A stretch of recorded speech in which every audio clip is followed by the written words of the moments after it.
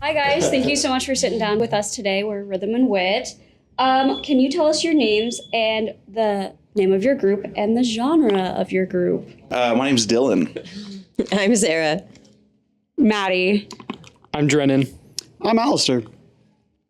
We're DIVA. Oh my goodness, what genre do you guys play? That's a great question. I think we fit in alt. Really kind of depends on who you ask. Thank you so much.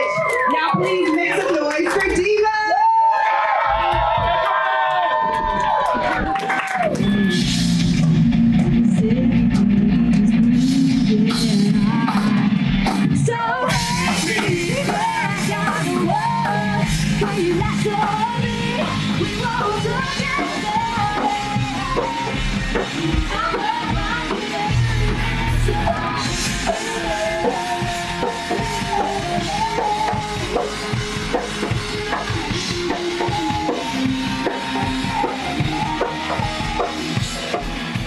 Kind of a mashup. Yeah, we're in there somewhere. we play well with others.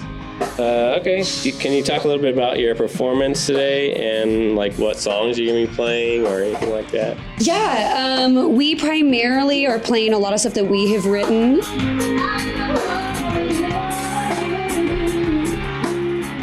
We've got a couple fun covers that we throw in there with a whole game involved. But we play a really high energy set. We like to wear ourselves out by the end of everything, and we like to play a really, really passionate and big energy set. We like to break strings. Yeah. Speak on that, if you will. We like to break strings. It doesn't matter if it's 9 gauge 12 strings, we're gonna break them. But It's a full circle back to the full energy set. Yeah, we I was gonna say, consistently it's not break just- things on stage. Absolutely. Because we're eating down so hard. I love it, I love it. Someone's How gotta do long it. have y'all been playing music as a group? Dylan and I started DIVA in May of 2024-ish, May-ish, spring of 2024. And then January of 2025, we played our first show together. And we've been rocking and rolling ever since. So fun.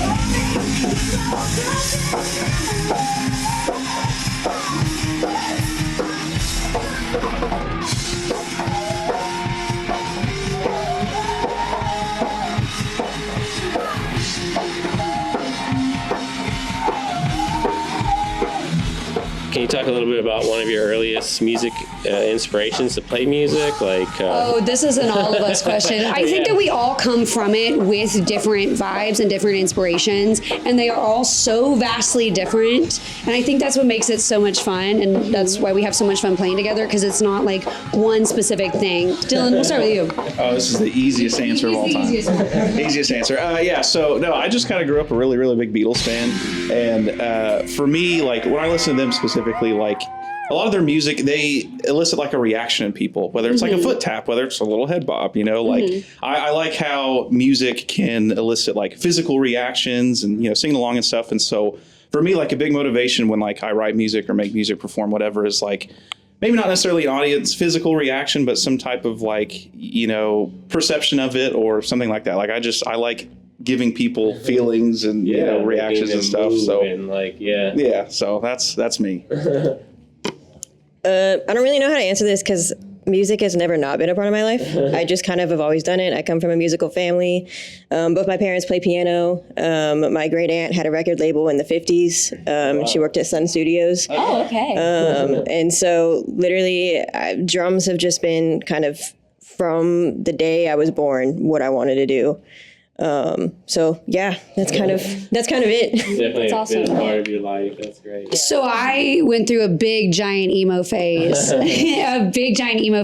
And ironically enough, I was studying musical theater in the throes of this big giant emo phase. But my dad and I every year went to Warped Tour, and it was always in the back of my mind. And it's the only genre I've ever gravitated back towards. I've played folk, I've played traditional rock, I've done musical theater, I've done all the different things. And I always come back to playing alt and playing in that emo-ish sphere. My big one was always My Chemical Romance, always. And it doesn't look like it, and I don't act like it, and I don't seem like it, but the lyricism and the storytelling that they put into their music and how they kind of build worlds around what they're very, very detailed in their writing. They set up the scene. You can see it play out, really picturesque. And that's kind of what I lean to as a lyricist. I don't have a lot of notes of the music or of the musicality of the song because it's not my place to be in. It's not what I thrive in the most. But when I am thinking about lyrics and when I'm writing lyrics, I set up the scene, I set up the world, and it all tailors back from that.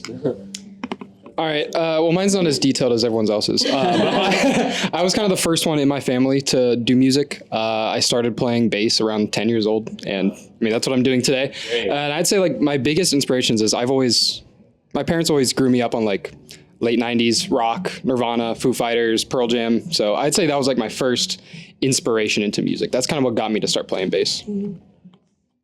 Ooh, great! I have the mic now. Oh, this is so hard. It's so hard. You know, I've been playing music my entire life. I think the first time I touched an instrument was 20 years ago, when I was 7 or 8. And so I haven't stopped since. You know, like Drennan, I'm the only musician in my family, even my extended family. My biggest inspirations, you know, when I was a kid was bands like My Chemical Romance and Green Day and whatever my brother was bumping in the basement at the time, you know, and a lot of good music, a lot of bad music. But yeah, we don't talk about those. But, you know, right now, I would say in recent years, you know, in the last decade, local musicians for me have been the biggest inspiration. You know, seeing whether it was, you know, the first jazz musicians I saw live here in OKC back in 2015, 2016, all the way up to the local DIY and emo bands and alt bands here in the city that these people do it for the love of the game. They do it for the passion. And it was so incredibly inspiring for me. And I've been so grateful that those same people have offered me a spot in their community.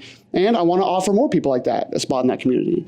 So the biggest inspiration are the musicians around me. Thank you, guys. That is so amazing. I think the cool thing too, especially when it comes to recording, is that because we come from all different backgrounds, you see it play out in places that we wouldn't be able to step into, right? So for example, in recording, you know, I can get very far as a vocalist, right? But I'm hearing my part. I don't sing harmonies on that, right? So when it comes time now to sing harmonies, that's where we pull from his jazz side of things that I just don't have that background in, but he can see that out, right? When it comes to the performance side of things, Sarah's been in the performing world for a really, really long time. She's performed in the public eye for a really long time.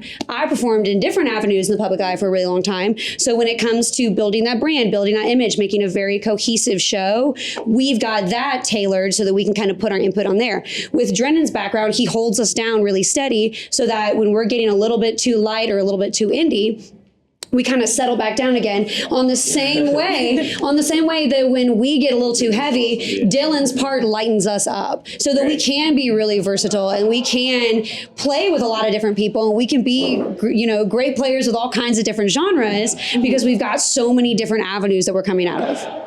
That's my soapbox. I love that you just honestly connected all of y'all's inspirations into one and how y'all's band just works and functions. I think that's such a wonderful way to put it. I haven't heard a musician ever do that before. So what's been the most exciting thing about being here today? It's a fun festival. I mean, here's the thing. A lot of festivals like this, Norman Music Festival, Plaza Fest, Paseo Fest, it's almost like a class reunion, right? The scene is so small, especially in Oklahoma. The Oklahoma music scene is so small that you kind of eventually get to know everybody. And then when you play festivals like this, it's like going to a class reunion. Everywhere you turn is somebody you haven't seen in a minute. Right. It's a lot of hugs, a lot of high fives, a lot of how are you doing? What are y'all doing today? Oh my God, that's so sick. It's a lot of that feeling, and that part is really, really fun. the show is always really fun to play. Playing for a festival is always fun. There's always stuff to do. There's a lot of big vendors. There's a lot of food trucks. That's always dope. But seeing people that you don't get to see very regularly because y'all all play too much to be able to see each other that often is the best part. That's the really fun part. You get to catch other people's sets. That's one of the things I like about festivals. Is I get to see like 4, different local bands that I've been meaning to see, and can't make time for. Yeah. But the festival is a great way to see them all in one place. Yeah, absolutely. Absolutely. Especially these free festivals like what we have in Oklahoma. Yeah. What is one of y'all's biggest challenges that you have faced as musicians? I'll let you start this one. Oh, we talked about this. We talked about this. It's gotten better over the years, but probably the most challenging thing in Oklahoma City has been a history of gatekeeping. A lot of not any particular bands, but between the different genres and venues, it's always been segregated in some way. The hardcore bands sticking with the hardcore bands, the country scenes by themselves, the emo scene, whatever it is. And it hasn't been until the last couple of years that we've been seeing more mixed bills. Bands of different genres playing together, or much less Tulsa and OKC bands playing together. We haven't seen that until the last few years. And right now, the hardest part is just venues. There's nowhere to play. I mean, there's very few places to play. There's a couple places on the street right now they've been popping off lately. But since COVID, a lot of places closed. There's a lot of there's no all ages venues. So when you're talking, you don't have any all ages venues, now half the community can't show up to your show. So we're wondering why we're playing to 5 people. And they're like, well, our audience is under 21, So I would say, it's gotten better over the years, but gatekeeping has been a huge problem. We haven't been able to combine communities together, and it's made it pretty difficult to play shows. And it's been difficult to get out-of-state bands to come play shows here. That's why they always pass through Oklahoma. Right? But it's getting better, and Maddie can... Here's the other thing, too, right?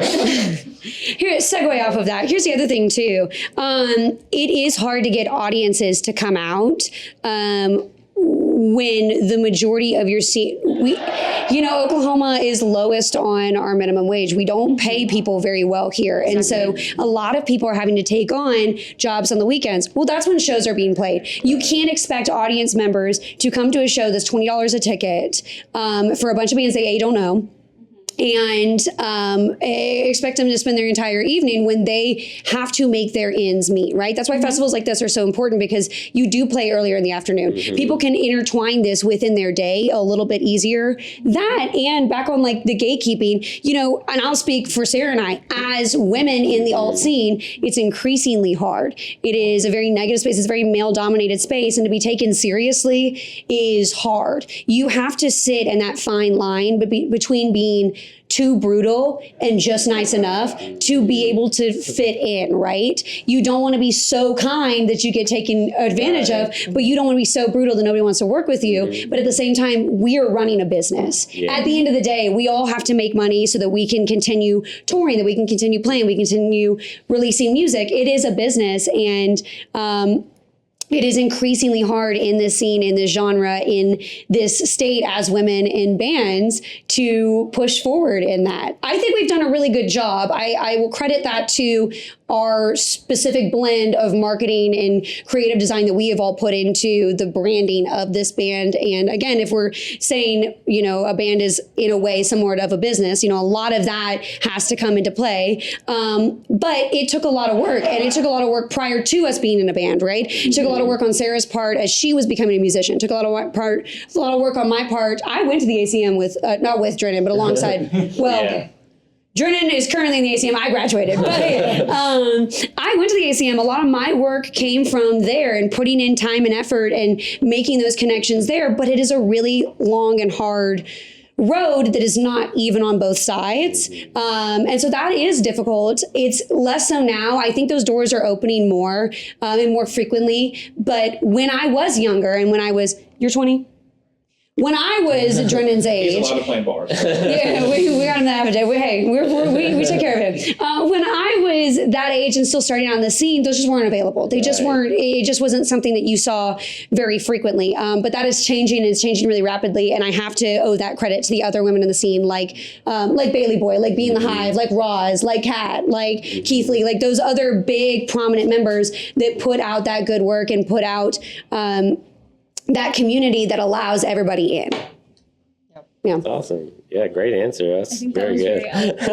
Yeah. A wonderful point that you made.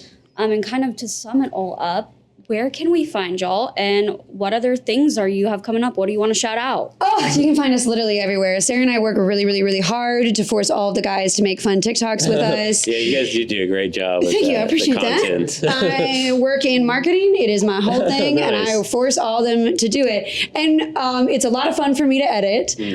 So it's definitely worth the push. But we're on Instagram at What Is Diva, and then we're on TikTok at And Who Is Diva. We're on Spotify. We're on Apple Music. We're on. No, it's Who Is Diva. But they're right here. Where is Diva? Where is Diva? We're on Spotify and Apple Music. We just put out a song yesterday. We surprise dropped a song out of the blue, and it's really fun. It's one of our most fun songs. It's a lot about nothing and a lot about everything all at the same time. We dropped a song in August and dropped another one in July. And we've been pretty consistently dropping music. Nice. We've got another one coming out soon. We're putting on a single release show at Speakeasy on the 24th. And then we're going and playing a Halloween show in Denton on the 25th. And then we're playing the ACM on November 20th. Oh, and then we're putting out a Christmas song before the end of the year. And for fun. honestly, that's the thing I'm most excited for. Yeah. Like, This is our bone that we threw Dylan. We told him for Christmas we'd either let him record a Beatles song or get him guitar lessons, and letting him record a Beatles song is the cheapest thing as bandmates we can gift him. Okay. Do you want to spill the beans? Oh yeah, absolutely. We're gonna do Wonderful Christmas Time, Nice. which is a weird, like, it's a very polarizing song, and I don't understand why. I think it's one of the greatest Christmas songs of all time. I love But yeah, I don't know how we're gonna do the synths and stuff. We'll make it work. I'm actually going to do it vocally. Yeah. Womp, womp, womp, womp. That's essentially kind of what we got going on. And then we go into the new year fast and heavy, like we all want to be. Yeah. So, that's Yeah, you guys what we got rocking and rolling. You guys are very busy. That's great to see, and we can't wait to see you perform today and see what you guys are going to get up to in the future. So thanks for talking with us today, and yeah. Thank you. Thank you. We appreciate it. Really appreciate y'all. Good luck with your show. Y'all. Thank